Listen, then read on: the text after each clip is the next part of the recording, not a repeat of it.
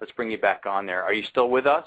Oh, sure. I enjoyed what he said. Yeah, I'm familiar with the movie he made, but there's, Technicolor movies always kind of blurred the wires anyways. That's why they got more visible as time went on, but I don't want to dwell on that. My point was that if a fine Hollywood movie, and parts of Stanley Kubrick, by the way, I think look fake. I think it's a very good script, but anyways, what I wanted to tell you was years ago, before the conspiracy people came out, I asked a professor friend of mine about the Kuiper Belt and the radiation, and he said, it would be deadly if they stayed for a prolonged period.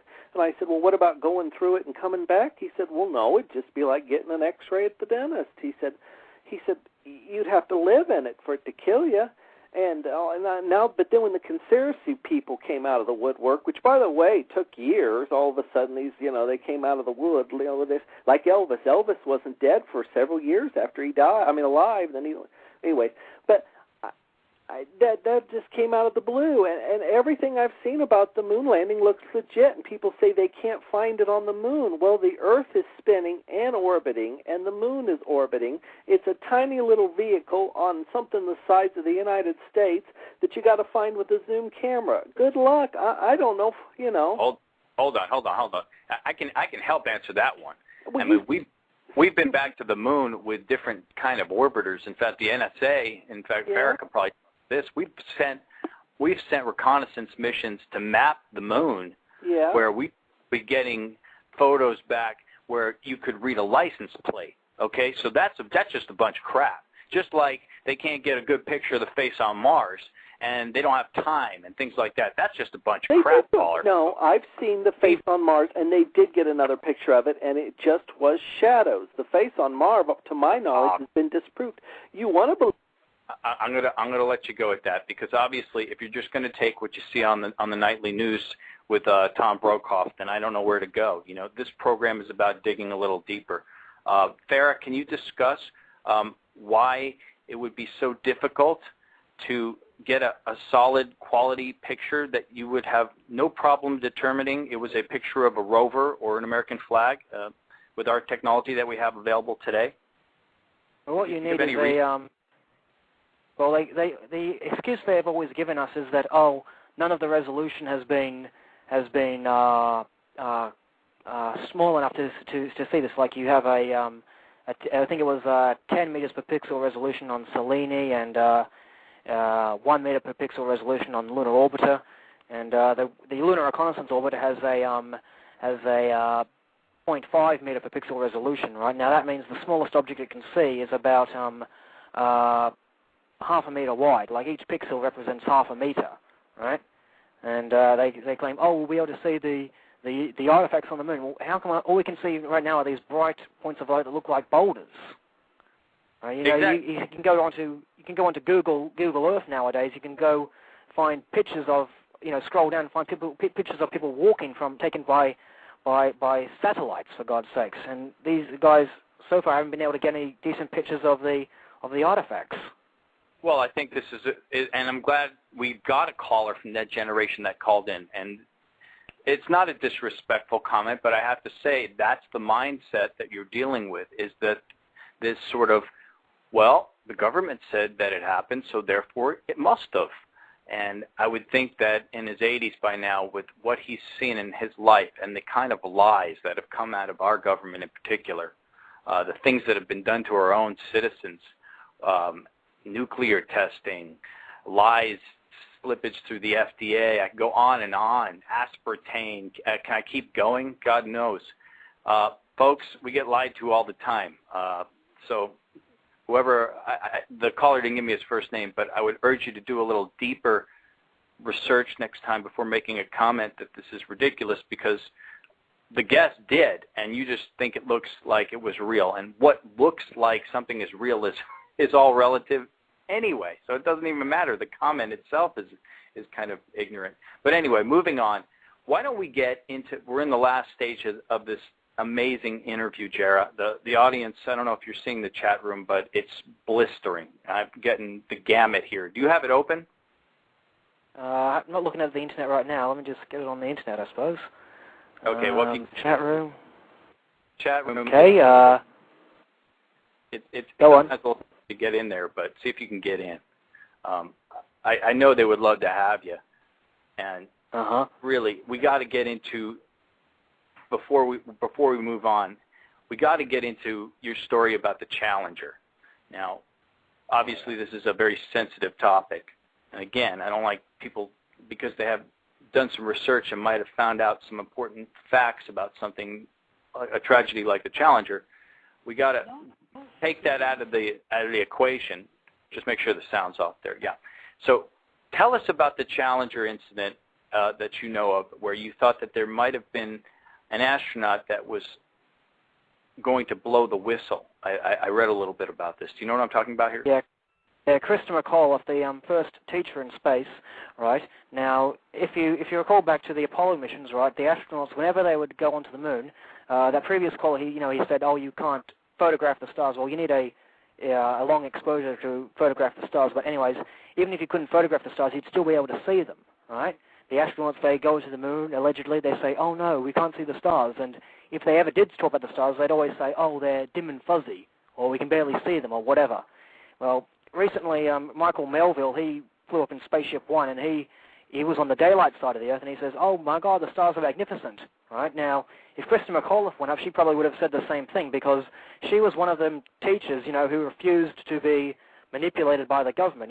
She would refuse to, what's the word I'm looking for, fall in line by the government's, way of doing things, and she would always just, tell her like it is, basically. Right, so there's no way she would, go. If you could see stars in space, right, and you could see stars on the daylight side of the Earth, she'd happily talk about that. There's no way she'd keep quiet about that. Like they managed to get Aldrin and Armstrong and all the others to keep quiet about the stars they would have seen on the daylight side of the moon, right? So what they managed to do is they managed to find a way to actually keep her quiet. Basically, the Challenger mission, if you recall, that was launched in cold weather, and basically the O-rings froze up and the thing blew. All right. Well, before the Challenger launched, this is long before, right? They had about a year before they had a launch with Shuttle Discovery. All right. Now that mission was almost a near disaster too. Okay, because its O-rings got frozen too, and they were nearly a millimeter away from getting burned through completely. Right. Now one of Morton Firecoal's engineers, Firecoal, that's the company that builds the solid rocket boosters. Those white boosters on either side of the rocket. Right. He actually filed a report about that, right? And he specifically stated that if they launched like that again, right, they're going to lose the crew. That was in mid-1985, and the night before the launch, right, it was freezing cold the previous 4 or 5 days. It was freezing cold those days, and it was obviously going to be cold the next day. So obviously those O-rings were good and dead frozen, So he held a teleconference the night before the launch with his managers at Morton Firecoal and also Lawrence Malloy, who from Marshall Space Flight Center, the NASA guy, the guy who decides to launch or not. Basically, they're saying, we recommend do not launch tomorrow, right? And Malloy, he was like, I'm appalled. How can you bring this into the conversation the night before the launch? When do you want me to launch? Next April? Basically, he told them to go screw themselves, right?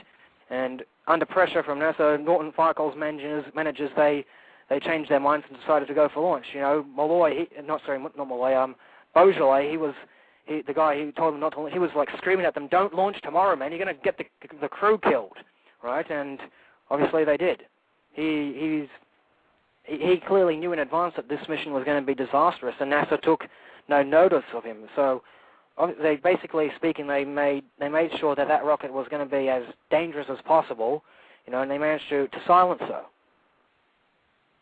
And so, have you had anyone else kind of back you up on this story as far as the research that you've done on it? Well, yeah, I basically there's so many different testimonies of all the different people involved at Firecoal and who in NASA who were basically saying, this was a dangerous operation. You shouldn't have launched in that cold weather. You're going to get the crew killed. NASA knew it. The Morton Firecoal guys knew it. They all knew it. Okay, and yet they still launched these guys ahead. Then you get these claims that the mission was delayed and they couldn't wait. It was only delayed by 2 days. You can't wait another week or so. Jesus. And so so basically they made the launch as unsafe as possible. And it's just like the Apollo 1 fire as well. The Apollo 1 fire where they managed to cremate Gus Grissom and his crew. Yes. Basically that was a pure oxygen fire. They had the guys sitting inside a pure oxygen at 20 psi, 20 pounds per square inch. Now, at 20 psi pure oxygen, right, not only will steel burn in that pressure, right, if you breathe it for too long, you'll suffocate, right? Even static electricity can start a fire in that one. They sealed them in with this hatch. They never used this hatch before. This was the first time they put it on the thing. They sealed them in with this hatch, and they could only be opened from the outside, right? Then all of a sudden this fire breaks out, and the astronauts burn to death, right? And NASA, Frank Borman, who was in charge of the investigation, he was the astronaut who would later fly on Apollo 8. He testified before Congress saying that, I don't believe that any of us recognized that the test conditions were going to be hazardous.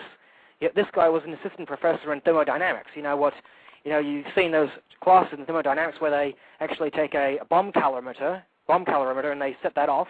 Those use pure oxygen too. So obviously he would have known the dangers of pure oxygen for sure, and yet he claimed he wasn't aware of the hazard. Right? And yet Buzz Aldrin, he goes on to say that, we knew the risk, but we considered it acceptable because in space we could depressurize the cabin. Hold on a second. You either knew it was hazardous or you didn't. Which is it?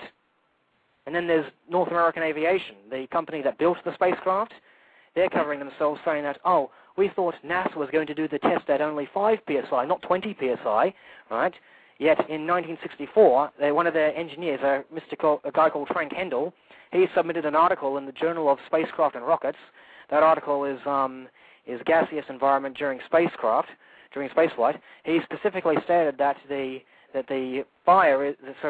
oxygen is a tremendous fire hazard on the launch pad because it's pressurized above sea level pressure. So this guy at North American Aviation, he clearly knew that the test conditions was going to be hazardous. He clearly knew they were doing it above sea level pressure.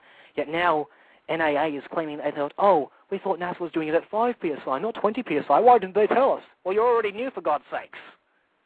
Well, and we already know historically in this country it's incredibly easy to have a very quick investigation on something with a very non-independent panel inside Congress, and to have it sort of be brushed off and then moved on to, a la, I'm going to say 9/11 and leave it at that. However, Jarrah, we're running kind of low on time right now, so I want to ask a couple of important questions that I want to get across to this audience. Like I said, it obviously is an emotion-filled topic. The chat room, if you haven't got in yet, it's just buzzing with people who are angered.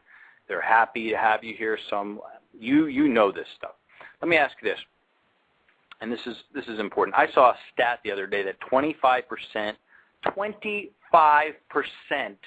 of American youth believe that the lunar landings may have been faked. Have you seen this statistic? I'm aware of the statistic. I haven't seen it, but I'm aware of it. I'm aware that many people are becoming more skeptical of the moon landings every day. Last I checked, it was about 10 or 20%. Now, what was the number now? 25%, was it? I'm just talking about in the States, and it was a certain demographic. It was the younger generation, meaning not like the caller that called in that sort of just kind of was in that generation that just kind of believed whatever the government said.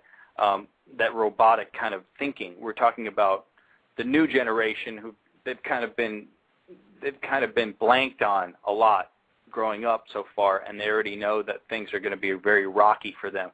We're talking about a generation of people that are used to getting jobs and getting laid off for not doing anything wrong every 2 years. We're talking about a generation that doesn't have health care and that has to live hand to mouth and basically get in trouble with credit cards every month because they can't pay the rent.